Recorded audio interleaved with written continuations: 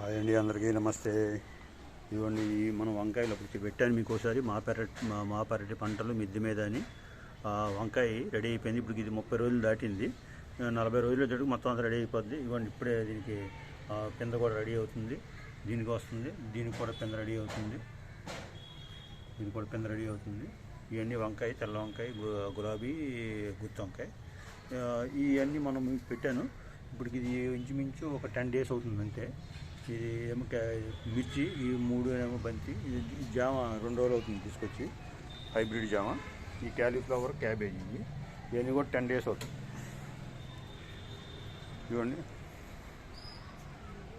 10 days. ఈ 2నేమో ఇదినేమో పొట్లకాయ, ఈ 3 బీరకాయ. ఇది ఇంట్లో మనం సీడ్ తీసుకొచ్చేసింది.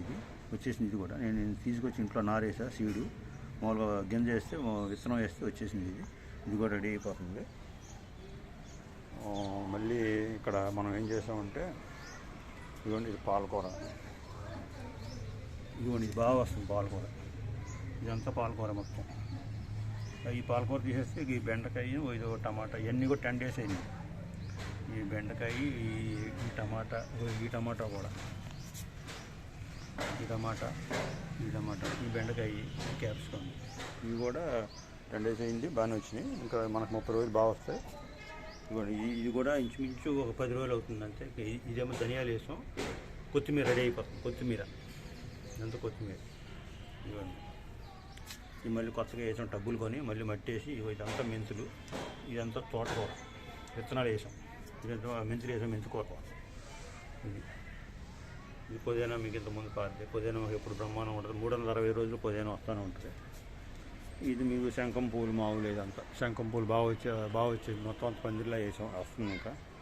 కాకపోతే ఏంటంటే ఈ 2 బెండకాయ మనం ఇంట్లో విత్తనాలు వేస్తే వచ్చినాయి. అది మళ్ళీ వేరే చోట నుంచి తీసి ఈ టబ్బులో వేసాను. ఇక్కడ కూడా ఈ బెండకాయ కూడా, ఈ చిన్న బెండకాయ కూడా మన ఇంట్లో వేసిన విత్తనమే వచ్చింది. సపరేట్గా మళ్ళీ తీసి దీంట్లో వేసాను. ఇక్కడ మట్టికి మనం ఏం చేసామంటే, ఈ 3 వచ్చి కాకరకాయ, ఈ 3 వచ్చి చిక్కుడుకాయ, చిక్కుడుకాయ, పాలు చిక్కుడుకాయ చెట్టులాగా వచ్చి చెట్టుకు మొత్తం చిక్కుడుకాయ వస్తుందన్నమాట. చూద్దాం ఏమవుద్దో. ఈ మరి కొంచెం మొక్కలు వచ్చిన తర్వాత మనం తీసి వేసిన తర్వాత దీని వ్యవహారం చూద్దాం. ఓకేనండి. నన్ను చాలామంది లైక్ చేసి, సబ్స్క్రైబ్ చేసి ఎంకరేజ్ చేస్తున్నారు. థ్యాంక్ యూ అండి. లైక్ చేయండి, షేర్ చేయండి, సబ్స్క్రైబ్ చేయండి. ఓకే అండి. Thank you.